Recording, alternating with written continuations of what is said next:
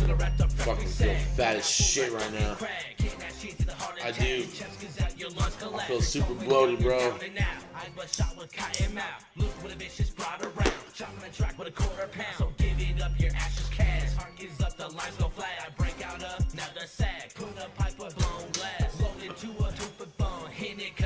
What's up? What up? What up, YouTube? It's your boy Big Street from the L.V.K. doing a reaction video. Yup. We're just gonna jump into Mr. Ballin. This psycho-inspired Scream, mature audiences only. So without further ado, like, comment, subscribe, share, and let's do it. Today's story is about the real-life string of murders in the 1990s that inspired the very famous horror movie Scream. As such, today's video is going to be graphic and distressing, so viewer discretion is advised. But before we get into today's story, if you're a fan of the strange, dark, and mysterious delivered in story format, then you've come to the right place because that's all we do, and we upload 1 or 2 times every week. So if that's of interest to you, please hide outside of the like button's house while they are watching Game 7 of the World Series, and anytime the game starts to get good, change the channel with your universal remote. Also, please subscribe to our channel and turn on all notifications so you don't miss any of our weekly uploads. All right, let's get into today's story. Did I say like, comment, subscribe, share? Do that anyways. Shout out to Mr. Ballin. On Sunday, August 26th, 1990, a 56-year-old woman named Patricia Powell and her husband, Frank, pulled into a parking lot right outside of this beautiful 3-story apartment complex in Gainesville, Florida. Gainesville is this beautiful little town in northern Florida that is home to the massive University of Florida, which is known for their big-time football team and their big-time college party scene. Patricia and Frank's daughter, 17-year-old Christine, was going to be a freshman that year at the University of Florida. And apparently she had been so excited after getting her acceptance letter that her dad, Frank, had gone out and got a gold necklace for her that had the school's mascot, an alligator, dangling from it. And Christine wore it all the time. Dude, 2 days earlier, Christine and her new roommate, 18-year-old Sonia Larson, the two had actually met over the summer when they took some summer classes together. They had actually already come to Gainesville and they had moved in to this white apartment complex that Patricia and Frank were now parked outside of. And after unpacking some of their things in their apartment, Christine and Sonia had left and gone into town and grabbed a bite to eat at a local restaurant. And then afterwards, Christine had used a payphone to call back home and tell her parents how well it was going and how much she already enjoyed her roommate and how excited she was for the year. And she told Patricia and Frank that she would call them the following day. But the following day came and went, and Patricia and Frank did not hear from their daughter. And they had no way to actually call her because she had not set up her landline in her apartment. But Patricia and Frank, they told each other that, of course, everything was fine. You know, she just got to college, she's excited, she's probably out having a good time, and she just forgot to call. And anyways, Patricia and Frank had already planned a visit to see their daughter in Gainesville the next day, which was Sunday. And so fast forward back to that Sunday, and Patricia and Frank are now parked outside of their daughter's apartment complex. They still haven't heard from her, but they're still telling themselves everything's fine, she's probably just busy. And so they get out of their car and they walk over to the building and they go through one of the front access doors that brings them into the building. They find themselves inside of this carpeted stairwell where at every level on the way up, there were doors leading off to each of the apartments. They made their way up to the second level where they knew their daughter's apartment was, and they walk up to her door, and before they even knock or turn the doorknob or anything, they notice on the door there are all these notes, these handwritten notes that have been taped all over it. And they read a couple of them, and they were notes from some of Christine and Sonia's friends on campus that apparently had tried to stop by over the last weekend, but had not been able to make contact with Christine or Sonia.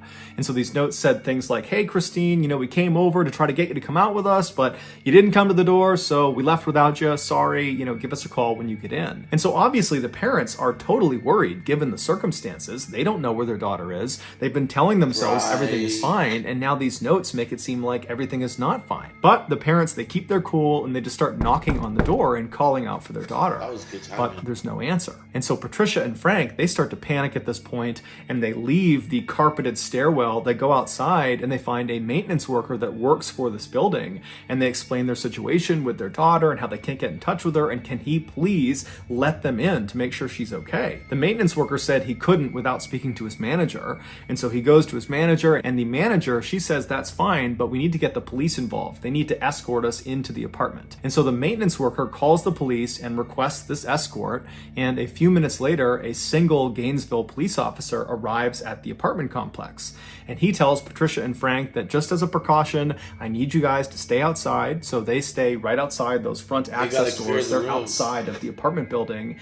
And then this officer, along with the maintenance worker and the manager of the building, those three, they go inside the stairwell, they go up to the second floor, and at that point, the maintenance worker gets out his keys, he finds the right one, and he opens Christine and Sonia's door. The door swings open, and immediately the police officer yells out for the two girls, but there's no answer. And so the officer is first into the apartment, which basically immediately opens up to their living room. And in the middle of the living room is a couch that's angled towards the right side of the room where a TV had been set up. And so the officer, again, as he walks in, he's calling out, trying to get the girls' attention, but there's no answer. Behind him is the maintenance worker and the building manager, and they begin making their way towards the right side of the living room, over towards that TV, to see if maybe someone was laying on the couch. And as they round that corner and can finally actually see the front of the couch, the maintenance worker, after seeing what he saw, screams out and runs out of the apartment. He runs down the stairs, out the access doors, and begins vomiting on the grass and sobbing right next to Frank and Patricia. Naturally, Frank and Patricia, after seeing this, are immediately concerned that something's wrong with their daughter. And so they run inside, they go up the stairs, and they start running into the apartment. And the police officer and the building manager, they try to stop them from getting in, but there was nothing stopping them. They managed to push past those two. They get into the living room and they're calling out for their daughter, and eventually they make their way over to the side of the couch and they see their daughter, Christine. She is lying on the ground in front of the couch. She's on her back, she has no clothes on, and she's been stabbed to death. And whoever has killed her has positioned her in this very suggestive, sexual, lewd position, as if they were trying to demean her as much as possible and shock whoever found her. And so after these totally devastated and wrecked parents are escorted out of the apartment, this one police officer, he continues searching the apartment. And so he searches the rest of the first floor. There's no sign of Sonia. He goes upstairs and he finds Sonia. She's laying on her bed. She also has no clothes on. She's been stabbed to death, and she's positioned on the side of the bed in a sort of suggestive, lewd position, much like Christine downstairs. It would later be determined that Christine had been sexually assaulted, but Sonia had not been. The officer at this point leaves the apartment. He goes outside. He walks past the grieving parents who are being consoled by the building manager and the maintenance worker, and the officer goes over to his car and he uses his radio to call in for backup. Man, you know what I mean? Like, so we don't think about that part of the police job. Like, he's a street patrol officer. The maintenance man of a college calls him and said, "Hey man, we have to do a wellness check, and our policy is to have a cop here. Can y'all send somebody? They think her daughter disappeared or something. I don't know." Okay, we'll send somebody, and then the cop comes in and he sees what he sees. Like, he's got to deal with that too. And then he's got to deal with the trauma of like, well, the parents told themselves, but he has to be somebody. He might have to be the one who tells a parent that their son or their daughter or their mother or their father or their sister or their brother or their cousin or whatever, man, was murdered. And they have to do it and remain professional and sympathetic. And there's a very, very dangerous line that they could cross without even trying. But they have to go through that trauma too, man. Like, they're the first ones to see it. And y'all want to say cops are punks, man. Not all of them. That's all I'm saying. Not all of them.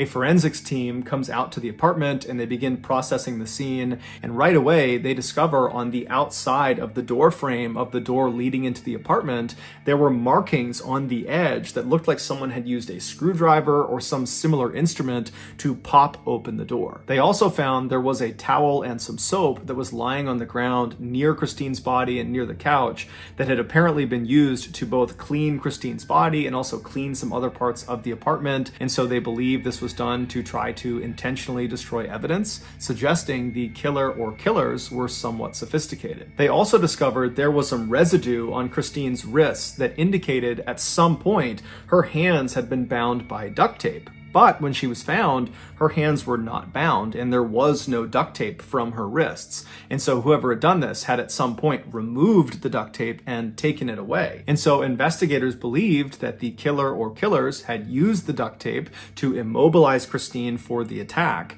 And then after she was deceased, they had removed that tape in order to be able to get her arms up over her head, which seemed to increase the shock value of this lewd position they had put her in. Based on what they saw inside of this apartment, the police were convinced they were up against a group of killers or a killer that had targeted these two girls. That this was not some random attack, that this was calculated, this was on purpose. Bro. And if they didn't get caught, they were going to strike again. And so even though the police really didn't have any leads to operate on, they just had this crime scene and they were looking for maybe someone with duct tape and a knife and a screwdriver. I mean, that was really about it at this point. And so even though they have virtually nothing, because there were thousands and thousands of young people flooding Gainesville for the start of the new school year at the University of Florida. Literally the following day, Monday, classes were starting. Because of all these young people in town, the police felt it was very important that they got the media to put out a bulletin to all these people in town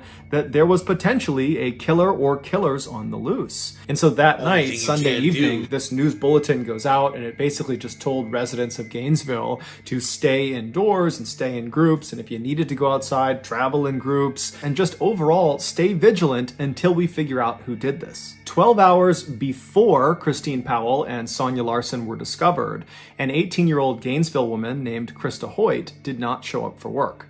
Krista was a student at Santa Fe Community College, which was right down the road from the University of Florida. That year, she was planning to transfer to the University of Florida, and then after graduation, she wanted to pursue a career in forensics with the FBI. And so given her interest in law enforcement, while she was a student, she had gotten a part-time job working in the records department of the sheriff's office. And apparently, at this sheriff's office, she was famous for always coming to work, no matter what, including the time that she got her wisdom teeth removed, and then an hour after coming home, she showed up for work. And so on this Saturday night, when Krista was supposed to be showing up for work, and she didn't, and she didn't call ahead, and no one could get in touch with her on her landline, everybody at the sheriff's office was really concerned.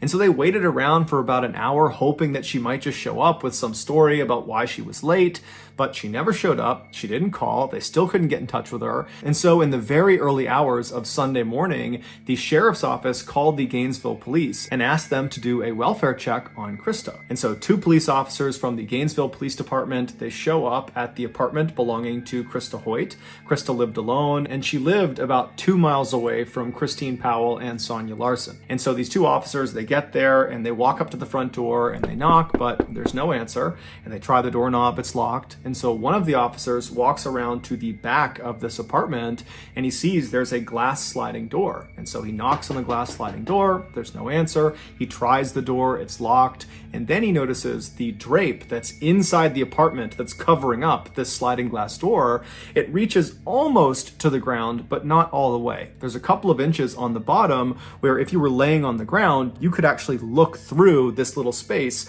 and see into the apartment. And so that's what he does. He lies down and he puts his flashlight up and he looks through this couple-inch gap on this window. And as soon as the light illuminates what's inside of this apartment, he finds Krista. Krista is sitting on the edge of a bed that's not that far away from the sliding glass door, and she's facing the door. She's kind of hunched over at the edge of the bed. She's got no clothes on, and she's got stab marks all over her back. and she's missing her head.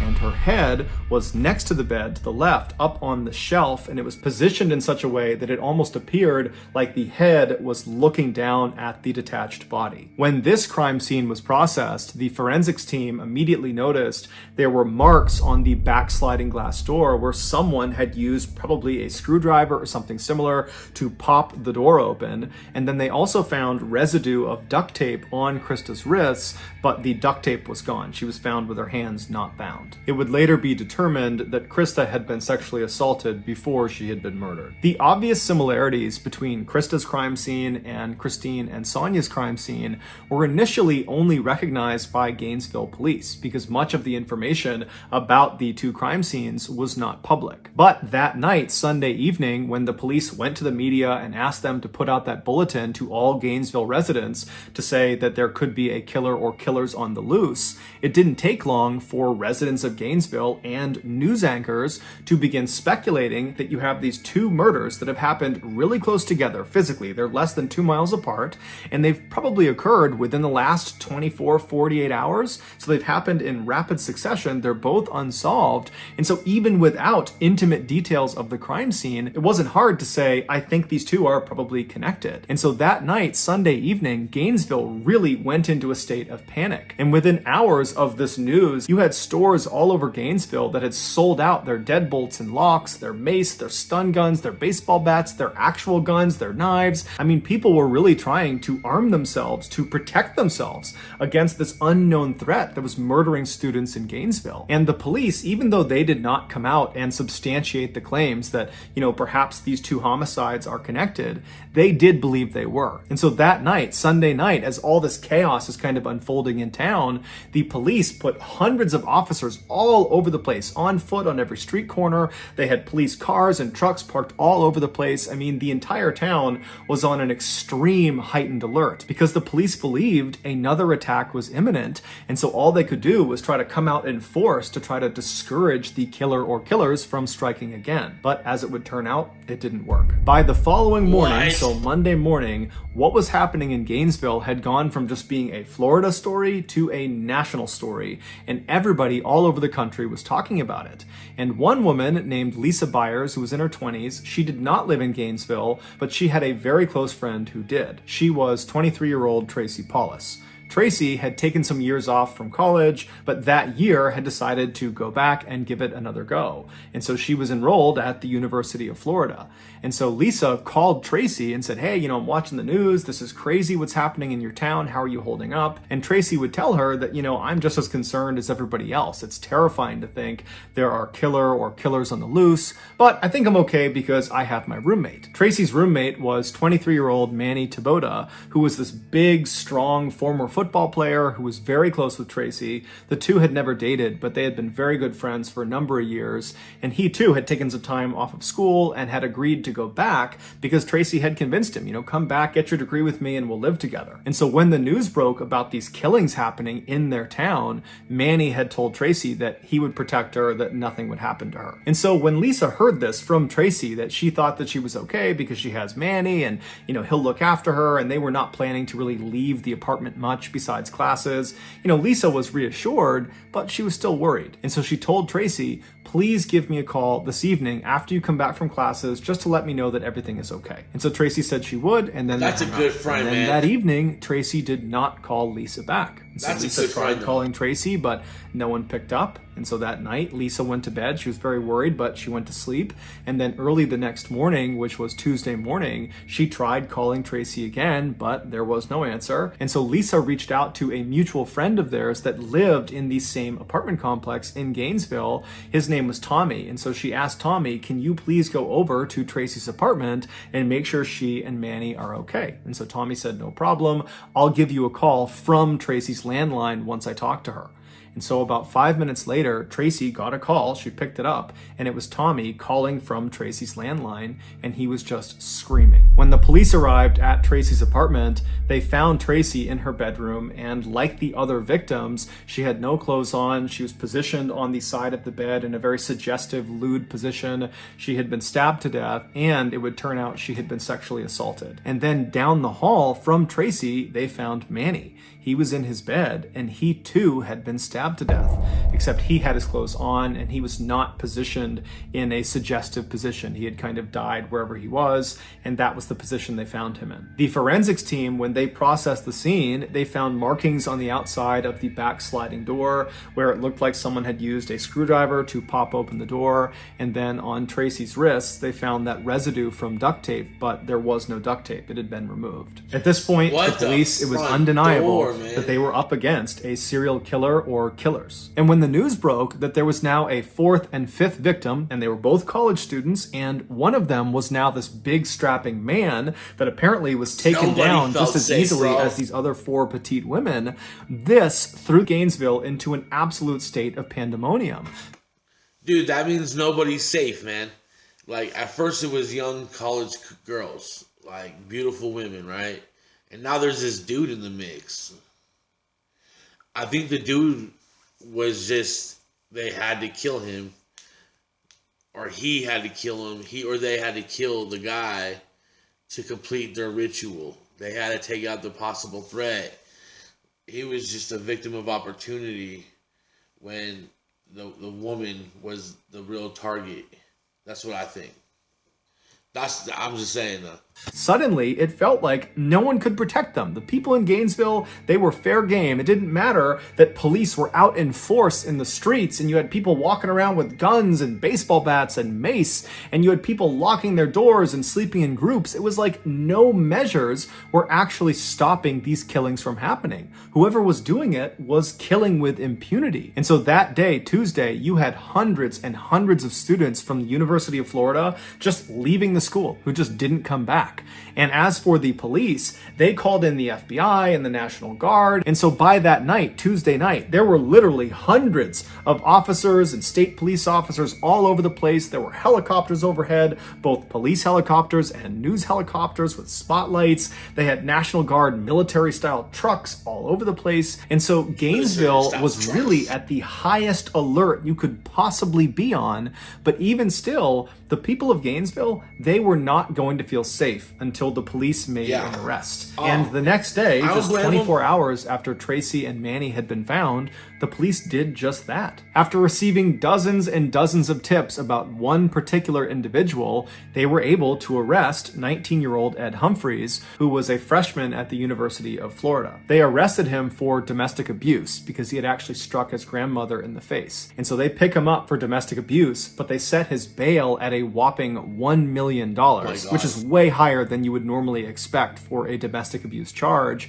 But this was a unique circumstance where he was being arrested for one thing, but really he was being looked at as the suspect of these 5 homicides. And so the police really needed him to stay behind bars. And this massive bail, that did that. He had no way to pay it. And so while Ed was behind bars, the police began investigating him, and they found there was a lot of reasons to believe he was the serial killer. He had shown he was willing to be violent because, after all, he punched his grandmother in the face, and people that knew him said he was totally mentally unstable and that he hated women and that he would walk around with a knife on his belt basically all the time. And at night, he was known to walk around the forests of Gainesville. There were these very thick forests that kind of butted up against the University of Florida.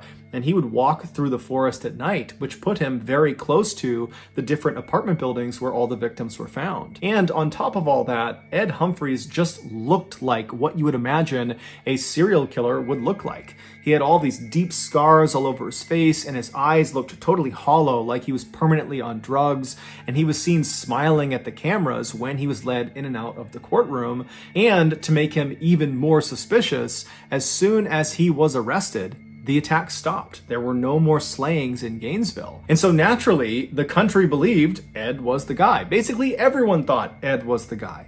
But it came back that his blood type was type A, and the killer or killer's blood type, the blood that had been found at the various crime scenes, was type B.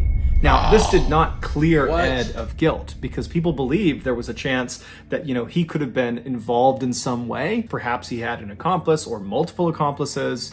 But when this news broke, pretty much everybody was back on edge because clearly there's at least one or more killers that are still on the loose. Shortly after this blood type discrepancy presented itself, the FBI approached the Gainesville police and said, hey, why don't you use our VCAP program? VCAP stands for Violent Crime Apprehension Program. And what it was this computer program where it allowed investigators to input details of their crime they were investigating. And when they submitted it, it would be compared against this huge database of other crimes in the country. And if there were any similarities with any other crime, those similar crimes would get popped on screen. And so when the Gainesville police input the information from these 5 student slayings in Gainesville, the computer program spit out a single match. It was from an unsolved triple homicide in 1989 in Shreveport, Louisiana, which is a town located about 800 miles to the northwest of Gainesville. Shreveport, back in the late 1980s, was considered so safe by its residents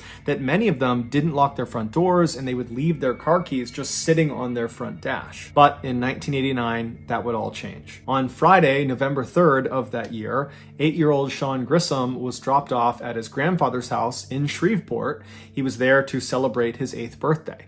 And so his grandfather was this 56-year-old man named Tom who was divorced, and he was getting ready to retire soon, and he was also trying to spend more time with his grandson. And so he was very excited about having Sean over. Also staying at this house with Sean and his grandfather was Sean's aunt, 24-year-old Julie Gruesome, who was a college student. She was attending Louisiana State University in Shreveport. When Sean was dropped off by his mother at his grandfather's house, the grandfather, Tom, yelled out to the boy's mother and said, I'll have him back by Monday. I'll drop him off, see you later. And so Sean's mother, she leaves. And that day and the following day, she doesn't hear from Sean's grandfather or from Julie. And so come Sunday night, she tries calling them to, see what's going on. She knows they're having a great time and doesn't really want to interrupt them, but she also hasn't heard from them. But they don't pick up. She convinces herself that everything is just fine, that I'm sure there's an explanation, and so she ends up going to bed. And so the next morning, Monday morning, when Sean is supposed to be dropped off early enough that she can take him to school, when he doesn't show up, the mother calls the grandfather back and tries to get in touch and figure out what's going on, but she can't get in touch with him. And so she's telling herself that, okay, well, his grandfather must have just dropped him off at school. And so the mother calls Sean's school, and the school says, no, we have not seen Sean today, and we haven't heard from him, so we don't know what's going on. And so now Sean's mother is terrified. She calls the police, and the police actually get in touch with the neighbor of Tom Gruesome, and they ask this neighbor, hey, can you go next door and just make sure Tom and Sean and Julie are okay? And so this neighbor says, no problem. They leave their house, and immediately they notice, as they're looking at Tom's house, that the 2 cars in the driveway had not left since Friday. It was just something the neighbor noticed. And then they also noticed that there were 2 newspapers at the end of the driveway. It was the Monday and Sunday paper. And they knew Tom always read the newspaper. And so the idea that he would just leave them sitting at the end of the driveway, that didn't really add up. And so the neighbor walks around to the front door and they notice there are lights on inside, and they knock on the front door, but there's no answer. See, that's a neighbor who pays attention to his neighborhood. You know what I mean? That's a neighbor who pays attention to his neighborhood. Be like, I ain't never seen that before. Like, that's kind of weird to me. Have those cars moved yet? I don't think they've moved at all. Oh, there's 2 newspapers. That's weird. He reads the paper every day. I see him sometimes in the morning. I'm like, hey, Tom. Hey there. You know what I mean? Like, that's a guy who watches his neighborhood. And where I used to live, I used to do that. I used to notice a lot of stuff, man. Be like, try to equalize stuff, So that's my neighborhood. That's all I'm saying. If you don't look right, I'm gonna put you under a spotlight. You don't even know you're there. They try the front door, but it's locked. And so they end up going around to the very back of the house, and they're able to get into the house through the garage. And then through the garage, they open another door that leads into the main part of the house. And this neighbor they immediately see on the ground towards the back door near the kitchen is Tom. He's laying on the ground and he's obviously deceased. And so this neighbor, they run out, they call the police. The police come back over. They go inside the house, and sure enough, they find Tom Gruesome has been stabbed to death. He's laying on the ground near the back door. they find Sean Grissom, the 8-year-old. He's slouched over on the couch in front of the TV, and he's been stabbed to death as well.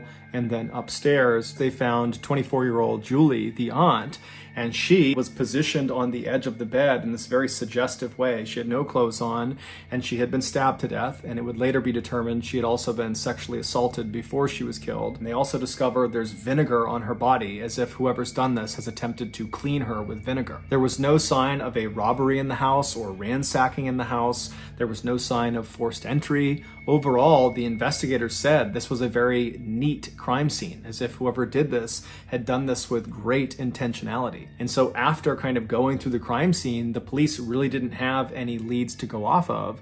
And so this crime went unsolved. And so as these Gainesville police are looking at this report in this VCAP computer system, and they're reading about this unsolved triple homicide, all they can think about is how unbelievably similar the crime scene was to all the crime scenes of the student slayings. Specifically, that Julie had been arranged in this kind of suggestive pose like the other female victims in Gainesville. And on top of that, it was determined that the blood type of the killer in Shreveport was type B, same as the killer or killers in Gainesville. So there was a match in the blood type. Somehow, after this discovery through this VCAP program, the media found out about this Shreveport unsolved triple homicide and how apparently it was incredibly similar to all these slayings that have taken place in Gainesville.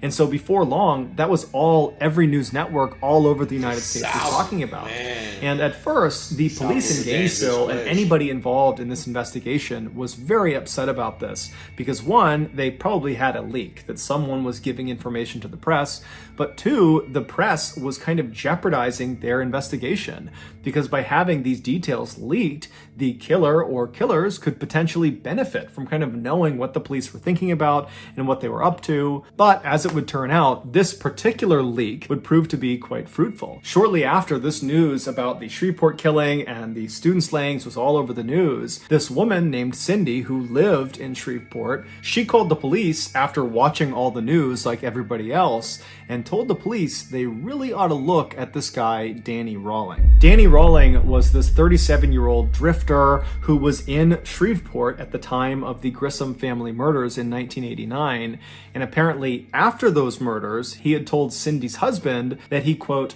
had a problem, and his problem was he liked stabbing people. And Danny literally always walked around with a huge knife on his waist. He seemed totally mentally unstable. And so this claim that he liked stabbing people, Cindy and her husband took literally and basically told him to stay away from them. And so in one of their last conversations with Danny actually told Cindy that he planned to leave Shreveport and go someplace where there's lots of beautiful young women that he can just stare at all day long. When police asked Cindy, do you think he's capable of killing all 8 of these people? She said, oh yeah. And so the police turned their attention to Danny and began researching his background, and they discovered he was raised in a very abusive household. Specifically, his father really couldn't stand him. They had a really bad relationship.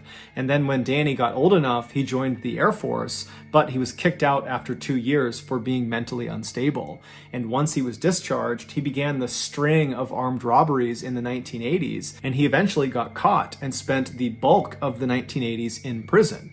And then in 1989, when he got out of prison, he came back to Shreveport and moved in with his parents. Now, this was not a happy homecoming. His parents did not want him living with them, but Danny kind of forced the issue. He had nowhere else to go, and so he wound up living there. And as it happened, they lived less than a half-mile away from the Grissom family home. 6 months after the Grissom family was murdered, and 3 months before the Gainesville student slayings had begun, Danny gets in this huge fight with his father, where his father actually draws a pistol and forces Danny to leave the house and tells him to never come back. And so Danny, he runs out of the house and he gets his gun from his vehicle, comes back inside his house and shoots his father point blank in the head and then in the stomach before fleeing the scene. His father would amazingly survive this attack despite some pretty significant damage to his head, and he would tell the police, and before long there was a warrant for Danny's arrest for attempted attempted murder. But when they went to go arrest him, he was gone. They had no idea where he went. And so as the Gainesville police are looking at Danny's criminal record, they're starting to say to themselves that this guy looks really interesting. He does seem like he could be the serial killer we're looking for. And so as they continue to dig deeper and deeper, one of the Gainesville police officers suddenly thinks of something. There was this unsolved armed robbery of this bank in Gainesville that happened the same week where all 5 of the students had been killed. A lone masked gunman walked into this bank in broad daylight and demanded money from the teller, and the teller, who thought on their feet, gave him the cash, but it was the type that was booby-trapped with dye packets, meaning if this robber tried to tamper with the money at all, it would detonate, sending dye all over them and kind of making it obvious that this money had been stolen. But the robber doesn't see this. He takes the bag of cash, he leaves the bank and manages to flee and go into the forest before the police show up. And so the police ultimately, they go and search the forest and they find this campsite deep in the woods. And at this campsite, which is abandoned, they don't find the person who robbed the bank, but at this campsite, they find the bag that has the money inside of it, and the dye packet has been activated. So clearly the robber had tried to fiddle with it, and then when it detonated, they had taken off and left the money. And then also at this campsite, near this duffel bag full of ruined money, was a screwdriver, a gun, and an audio recorder.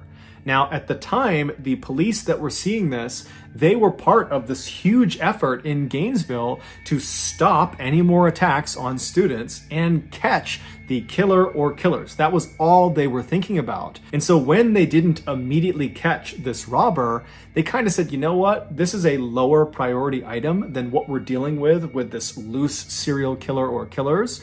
And so let's just round up the evidence, put it in storage, and somebody else can deal with this after we handle this killer situation. And so no one listened to the audio recording. They just put it in evidence. They grabbed everything else, put it in evidence, and they threw it in the storage room. And so now this Gainesville police officer that's just remembered this unsolved armed robbery, he says to the group that's investigating Danny, he says, hey, since Danny has a penchant for armed robbery, clearly he has a rap sheet full of armed robberies, maybe if he was the serial killer and he killed all these students, that would have meant he was in Gainesville, and so maybe he committed this armed robbery. And so we should go look at the evidence and listen to that tape. And so the officers, they practically run to the storage locker. They get the evidence from this unsolved armed robbery. They come back and they hit play on this audio recorder. And what they hear is unbelievable. They hear on this recording a man singing a song. It's clearly a song he wrote, and he's singing about being a, quote, mystery killer. And then it kind of segues into him talking about how to effectively kill a deer with a knife, to be really effective with a knife. And he's getting into really graphic detail of how to do that. And then, somewhat unbelievably, on this audio recording, the man identifies himself. He says his name is Danny Rawling. And so this audio recording was huge. It meant Danny Rawling, the guy they're looking at as potentially being the serial killer, was definitely in Gainesville, in the woods near the University of Florida, the same time frame that all of the victims were killed. Also, the screwdriver that had been found at this campsite matched the markings that had been made along the outside of some of the door frames of the victims' homes. They also went into Danny's military records, and it showed he had a blood type of B. So his blood type matched the blood type that had been found in all of the victims' homes. And so just like that, Danny became the number one suspect, and when they went to figure out where he was, amazingly, they found he was already in custody. He was being held in a jail cell 40 miles south of Gainesville for another armed robbery. And so immediately, Danny was charged in the murders of the 5 Gainesville students. They couldn't charge him for the 3 Shreveport murders because they just didn't have enough evidence. And then after that, Danny was transferred to Florida's maximum security prison to await trial. Initially, Danny said he was innocent, he had nothing to do with the murders, but then almost 4 years later, when his trial was finally starting on the first day of his trial, he surprised everyone in the court when he stood up and said, "I'm going to change my plea. I'm guilty on all 5 counts. I did kill all 5 students." He would tell the court the reason he did this is he wanted to be a superstar like the notorious serial killer Ted Bundy, who he looked up to. Danny would also, at another date, confess to killing the 3 Grissom family members in Shreveport. Because of Danny's detailed confessions, we now know all the terrifying details of what actually happened when he killed all 8 of his victims. I think he's going to tell us some. I think he is. So, he warned us at the beginning of the film. So here we go. Back on Friday, November 3rd, 1989, Danny was fired from his job as a waiter at a local restaurant in Shreveport. And so he was frustrated, he was angry, and he was kind of walking around his neighborhood when he decided the way he would kind of channel his frustration was he would go kill some people. And so he was armed with his K-bar knife, which he always carried with him. And he found himself standing in front of this little house, and he saw some people moving around inside. And he looked around, there wasn't anyone watching him. And so he just walked up to the front door, he tried the handle, and it was unlocked. And so before he opened the door, he made sure his knife was in hand. He opened the door, walked right in, and he saw Sean, the 8-year-old, sitting on the couch watching TV. And without any hesitation, he walked up behind him and stabbed him through the back, killing him almost instantly. And then Danny walked into the kitchen where he found Tom, the grandfather, who was making steaks out on the back grill. And so he was going back and forth between the kitchen and the grill, kind of getting ready for dinner. And at some point, when Tom came back into the house and was holding steaks in his hand, Danny leapt out and stabbed him. And even though Tom put up a fight, he was very quickly subdued as well. And then after that, Danny made his way upstairs where Julie was, that was Sean's aunt, and she was getting ready for a wedding she was going to attend that night for one of her friends. And so she had just gotten out of her shower and she was getting ready to put on this red dress she had picked out, and Danny walked into her room and she most likely saw him, at which point Danny would have told her what he had just done to her loved ones downstairs, and he threatened her with the knife and said, if you don't listen to me, I'm going to do the same thing to you. And because she was terrified, she listened to him, and so he immobilized her, and then he sexually assaulted her, and then he stabbed her to death. Afterwards, he cuts the tape off of her wrists and puts the tape in his pocket, and then he lays her out on her back on her bed, and then he goes downstairs and gets some vinegar and uses the vinegar to attempt to clean her body, to destroy any evidence he might have left behind.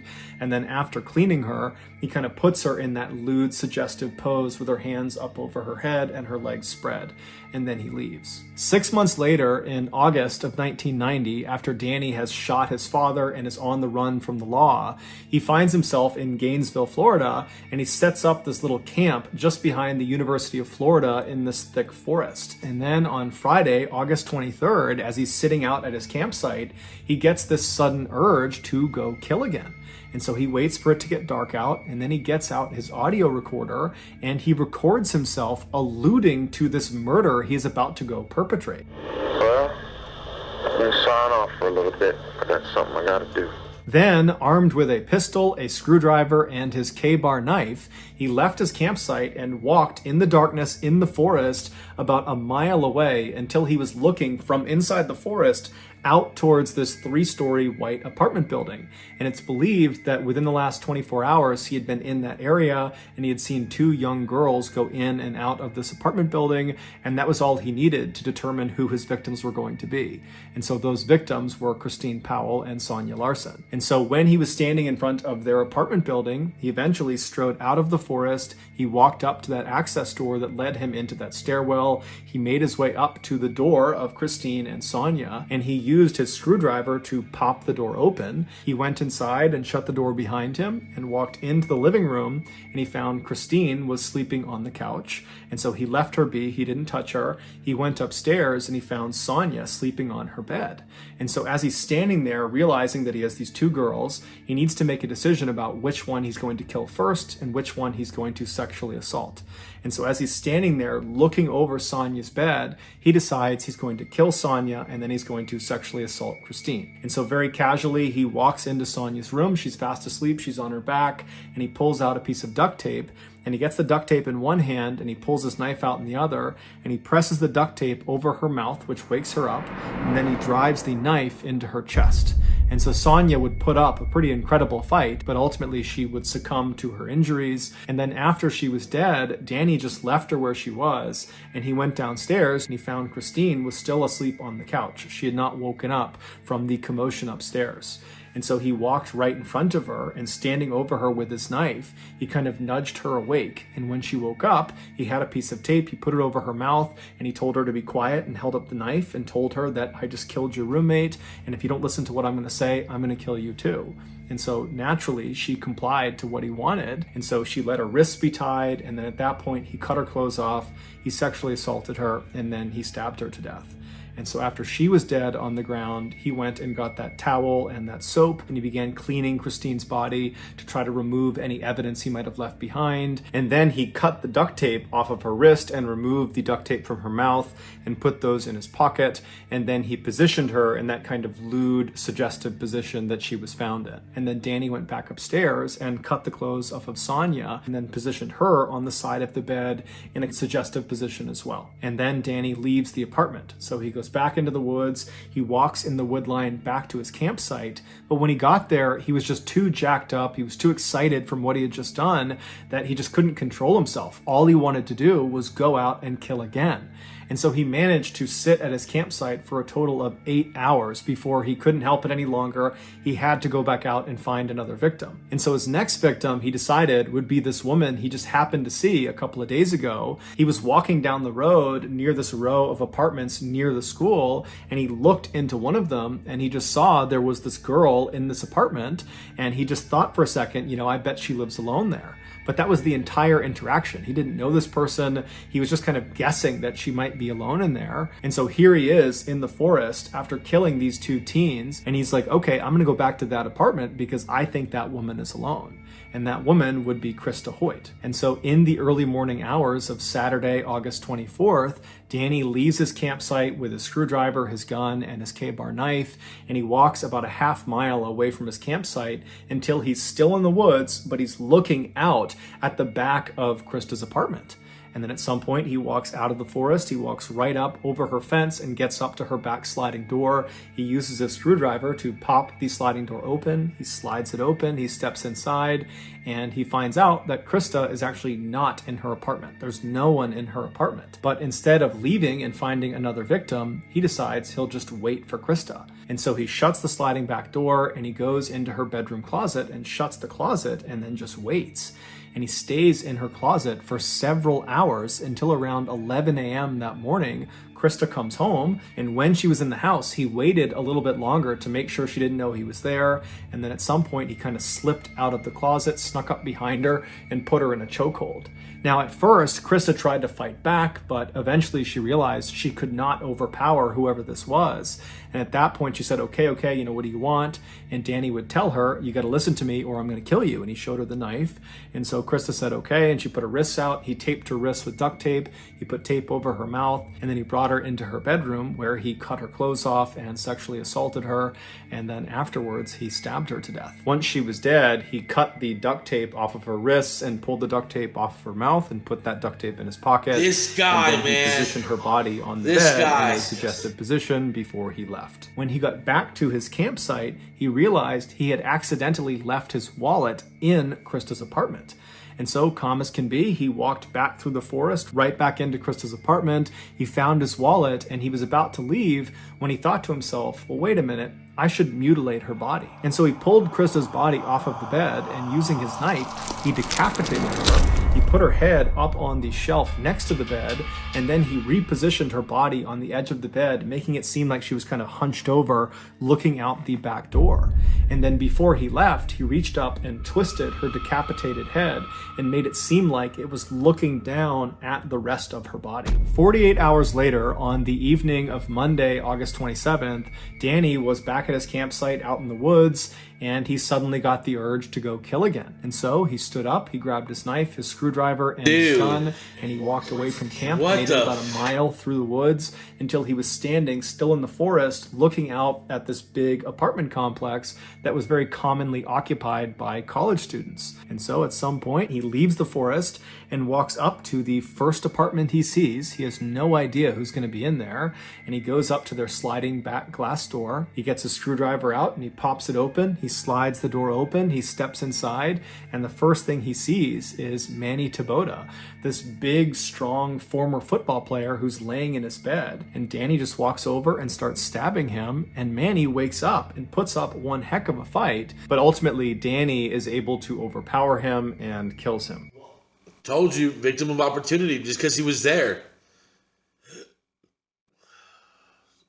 It's ridiculous. Like, people actually have this brain capacity. While Danny was stabbing Manny, the other resident inside of this apartment, 23-year-old Tracy Paulus, she was in the shower, and so she gets out of the shower and she hears all this commotion down the hall, and so she steps into the hall and she looks into Manny's room and she sees Danny on top of him stabbing him.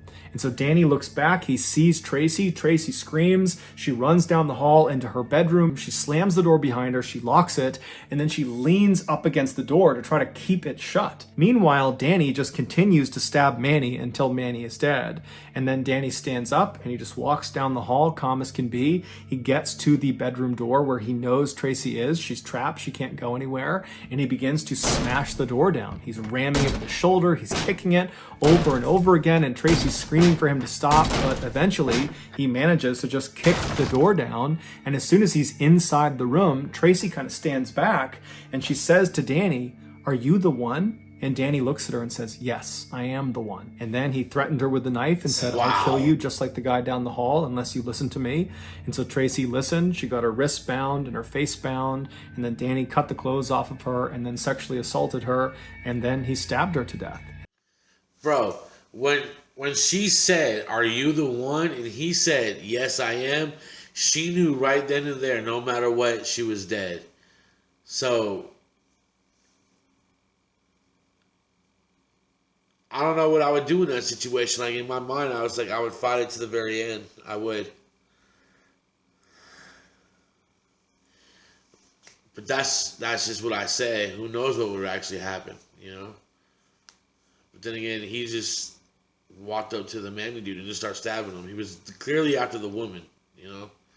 And then after she was dead, he cut the duct tape off of her wrists and removed the duct tape from her mouth and then positioned her body in a suggestive sexual position on the edge of the bed, and then he left. Later that day, Danny would rob that bank in Gainesville, and then 1 month later, Danny would be arrested for a botched armed robbery 40 miles south of Gainesville, and then while he was in prison, he would find out he was being charged with the 5 murders in Gainesville. 16 years later, at 6 p.m. on October 25th, 2006, Danny Rawling was led into the execution chamber in Florida State Prison. Good. He offered no apology to the family Good. members of his F that victims fool, that man. were on the other F side that guy, of the bro. glass. Instead, Danny just sang a religious hymn to himself in order to comfort himself. And then 13 minutes later, Danny was pronounced dead. He was executed via lethal injection.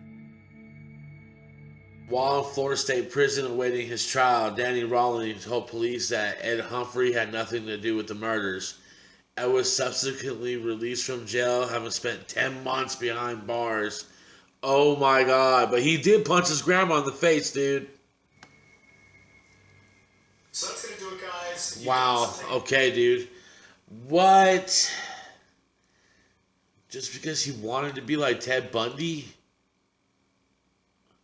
That's sick, bro. That's sick, man. I told you how he killed that dude out of, like, as a victim of opportunity. He just was there. He had to get rid of the threat. I told you. But yeah, man. This is a long video. This is a crazy story, dude. Y'all been great, man. Like, comment, subscribe, share. I'm Big Street. Peace.